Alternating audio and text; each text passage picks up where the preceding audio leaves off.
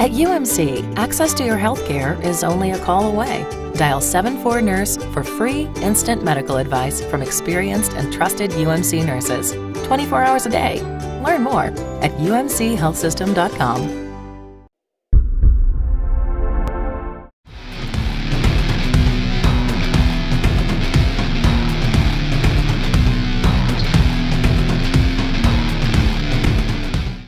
Welcome in everyone to RedRaiders.com. I'm Zach Long, beside me Krista Pirtle. Today we are going to take a look at some topics across Texas Tech football, the Big 12, and the NCAA as a whole. A lot to talk about this week. Obviously, Krista, with the old Big 12 conference opener for the Red Raiders this week against TCU. Absolutely, and I think this year is going to be different, obviously, because you've got a different head coach for Tech, but also the quarterback situation. Yes, last year they had Trevon Boykin, who was a dual-threat quarterback, but TCU on defense didn't really have to worry about Seth Dagey really taking off much. But with Baker, that kid may start out as a scramble, and then he's gone. So I think that this will be big for the TCU defense because they haven't allowed over 100 yards rushing, and I think it's 29 games. And so if Baker can take advantage of that, because I don't think he's going to get much help from his running backs on the ground. So I think if he can take advantage of what he can get on his feet, it'll help him through the air. And from the standpoint of Trevon Boykin, you can definitely tell looking at game film against Southeastern Louisiana, he is faster than the kid that Texas Tech faced last year in Fort Worth, a much more threatening quarterback. If he gets into the open field, he is definitely going to do about 20 yards worth of damage before a safety or someone gets a hold of him. And continuing on with the quarterback subject, Krista, Baker Mayfield, he has done remarkably well so far for the situation that he's been put into against SMU on national TV, did well against SFA as he was expected to.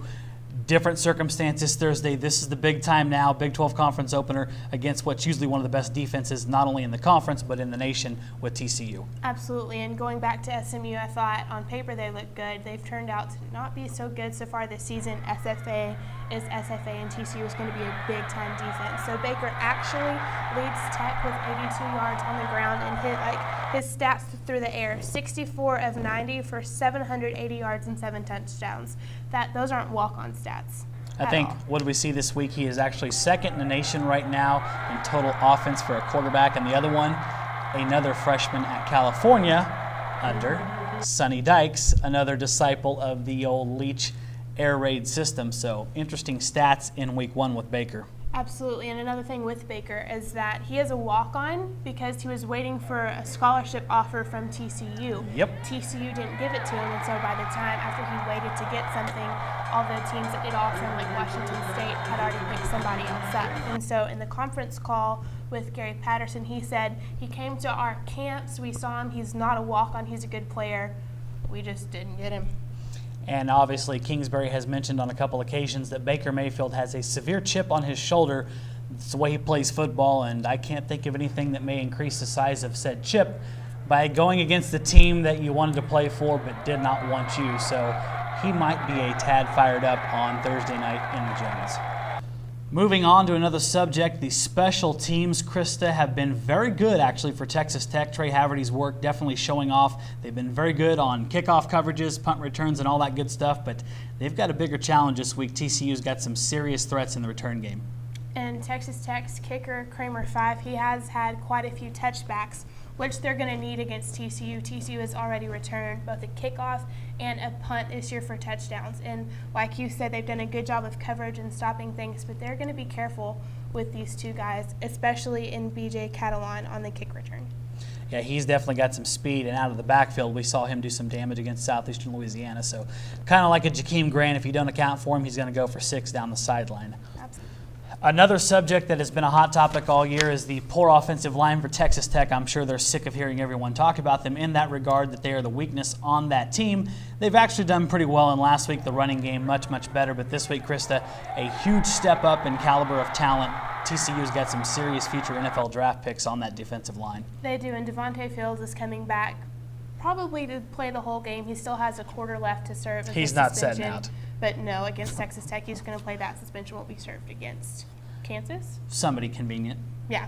All right, but then starting on the defensive line for TCU is John Kuntz, Chucky Hunter, Davion Pearson, Devontae Fields, but then you also have to watch for Jason Verrett, the cornerback in the backfield. That's going to be an interesting matchup on the outside with the wide receivers. So I think that Baker needs to be wary that he could get an interception or two this game, but it's going to be how he bounces back from that. But then with that strength on the defensive line, Tech's offensive line needs to give Baker time to be able to see what's going on, give the running backs a little room to give him some help on the ground. And it'll be fascinating to see who Verrett ends up lining up on for TCU, because it's kind of a pick-your-poison situation. Marquez and Ward, both outstanding outside receivers for the Red Raiders. Krista, on way now to some subjects outside of Texas Tech. Let's look at the old Big 12 Conference. Maybe not something to mention about every team, but oh my goodness, there are a couple big things to mention about two teams. Let's start first with a visit up the road into the center of the state of Oklahoma. The Sooners have a situation at quarterback, don't they? They do. They started Trevor Knight. They felt confident with him. He's been a little shaky in these first few games, and he's actually not going to play this week, maybe not the next week, because of an injured knee. It's not a severe injury, but it's enough time for Blake Bell to get into that starting slot and prove what he can do. And that's going to be a very interesting subject matter, because Blake Bell didn't win the job for a reason, because they saw something in Trevor Knight, and allegedly that was, in addition to his feet, he could throw the ball well, and that's been one of the criticisms of Blake Bell, is he couldn't throw the football. So that's going to be very fascinating to see how he progresses. It's against Tulsa, who you have to be careful with, because that is a very prolific offense. OU's defense is extremely good, but Blake Bell really he's been given a second chance here to see that he can do it. And I can tell you this right now, coming from Oklahoma, where I did, the talk up there this week isn't necessarily about Blake Bell, Krista. It's about a young man named Kendall Thompson. Broke his foot early in camp, was expected to compete for that job, according to Bob Stoops. He will be the backup this week, and there are more than a few Sooner fans waiting to see if that kid's actually going to be the guy who ends up coming out of this three-man race that we saw on day one of fall camp. Absolutely. And on to the next one. Oh my goodness, Mack Brown and the Texas Longhorns. Last week we were on the sidelines with the old cell phones, and every time you looked down, your mouth dropped. Not necessarily at the score, the way BYU was handling Texas, but at the offensive numbers that they racked up against Texas. So brutal that the next day Mack Brown fires his defensive coordinator, Manny Diaz. No, he relieves him. Yeah, he relieved him of being on the campus at Texas anymore. I can tell you that much. Things are not good right off the bat for the Texas Longhorns. No. Mack Attack is definitely in the hot seat. BYU last week, 550 yards on the ground, 679 total yards in the game. And that, Mack said that last year he thought that they had solved their run defense problems. And, incorrect. Yeah, and all the hype is that Texas has all these returners coming back and they're going to be so good. But when you put up those numbers, that's not okay. And what's funny about both of these topics is that when people think of the Big 12, they think, oh, Norman and Austin, Oklahoma and Texas, that's what the Big 12 is. Yep. But this year, that goes with the parity. They aren't these top schools. I didn't buy into the Texas is going to win the Big 12, and this is why. Oklahoma is a little shaky. So this makes the league that much more interesting going down the road. You know, and I sat there and watched the entire replay of the Texas-BYU game, and the thing that really stuck out during that onslaught by BYU's offense, the thing that was amazing was the look in the Texas players' eyes on defense. They were shocked. They did not think something like that was going to happen to them, and they were absolutely, at times, it looked like helpless to do anything with that. And on the other side of the ball, BYU's defense wreaked havoc with the Texas offense. That linebacker, he made himself a Heisman candidate but through the course of that game. He's arguably one of the best in the country. He was in David Ash's grill the entire game, so much to the fact that David Ash was hurt. Now they've got a quarterback problem on top of that. But Mack Brown insists this week this was not a panic move. No, but he's going to be panicked if he goes with Case McCoy to start the game. That's not going to be a good move for the Longhorns. Yeah, it's going to be interesting times in Austin indeed. Krista, and a point here, thank goodness Texas Tech and TCU are playing on a Thursday night, so the game's actually relevant, because unfortunately I think the rest of the college football world is completely infatuated and focused on College Station, Texas this week for the big-time rematch between Alabama and Texas A&M.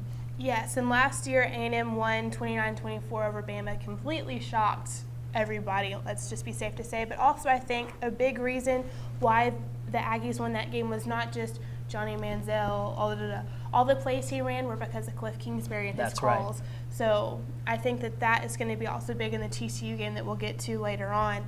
But just looking at this, Alabama has been so upset that they lost that game. There were reports this summer that they had the A&M game playing in their weight room and that they had A&M decals on their weight. So if they're ready for one game this year, it's against the Aggies. I can guarantee you this.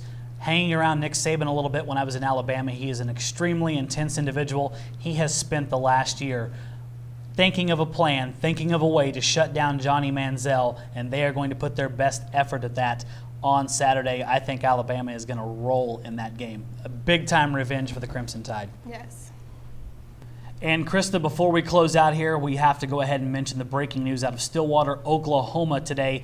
Sports Illustrated releasing the first of a 5-part series detailing a wealth of allegations against the Oklahoma State program, and quite frankly, looking at part 1 today, very frightening if that's where this entire series is going to go. Absolutely. Like we talked about this morning, the fact that they started out with the money could mean that as it gets further and further along, it gets even bigger. And my thing, man, it's just, it's not very good that they alleged gave money to these players even in a loss. I think that when you play a game, especially in college, you're playing for that university and playing to win, not for getting money in your own pockets.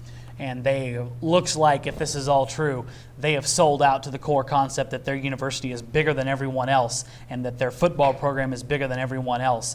This is a huge problem for Oklahoma State, and not just Oklahoma State, a wealth of other coaches, including possibly Les Miles at LSU, who are going to have to answer for the things that are within this report, and ultimately this could have huge, far-reaching shockwaves across the entire college football world. But a lot remains to be seen. 4 more parts of that coming up, but right now, definitely some troubled times in Stillwater. It is, and I think that Sports Illustrated has done a great job of releasing it in 5 parts. All the sources they have named in this first article, it's not like, somebody said that we're not going to name. They're naming people. They have a video up with people, and then the cover of the issue for this first week with this segment is great. It has a player in the shadows. There's nothing that says, hey, this is Oklahoma State. It's very much, we're not going to blast Oklahoma State. We're going to say there's something wrong with an aspect of college football. And obviously a well-researched article, Krista, a lot of sources inside of this, and they actually went to Oklahoma State well in advance and showed them the findings so they had a chance to respond to it. And yesterday, probably not a good sign that Oklahoma State Athletic Director Mike Holder comes out and issues a preemptive apology to the rest of the Big 12 schools. That tells me that they know a lot of this is absolutely true, and they've got a huge mess on their hands.